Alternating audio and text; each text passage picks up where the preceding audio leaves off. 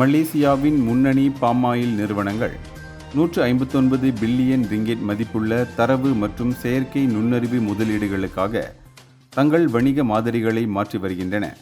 குறைந்த விளைச்சல் தரும் தோட்ட நிலங்களை சூரிய சக்தியை கிரகிக்கக்கூடிய சோலார் பண்ணைகள் மற்றும் நவீன தரவு மையங்களுக்காக பயன்படுத்துகின்றனர். SD கத்ரி பிரஹாட் மற்றும் KLK போன்ற பெரும் நிறுவனங்கள் கூகுள், மைக்ரோசாஃப்ட், அமேசான் உள்ளிட்ட பெரும் தொழில்நுட்ப நிறுவனங்களுடன் வணிக கூட்டணி ஒப்பந்த இலக்கு வைத்து சூரிய சக்தி தொழிற்பேட்டைகளை நிறுவுகின்றனர். 2035ஆம் ஆண்டுக்குள் 81 புதிய தரவு மையங்களை உருவாக்கவும் அவர்கள் திட்டமிட்டுள்ளனர். SD கத்ரி பிரஹாட்டின் குழு தலைமை நிர்வாக அதிகாரி முகமது எல்மி ஒத்மான் பாஷா கூறுகையில், 3 ஆண்டுகளுக்குள் 1 கிகாவாட் சூரிய சக்தியை உருவாக்க திட்டமிட்டுள்ளதாகவும் லாப வழிகளை பல்வகைப்படுத்த இருப்பதாகவும் கூறினார்.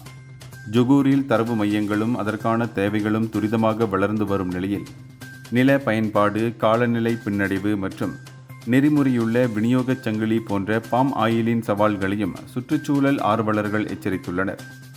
எனவேதான் இந்த முன்னெடுப்புகள் பாரம்பரிய விவசாய துறையிலிருந்து பசுமை தொழில்நுட்ப தலைமைக்கான ஒரு துணிச்சலான திருப்புமுனையாகும். இந்தியர்களின் இதய குரல் மக்களோசை.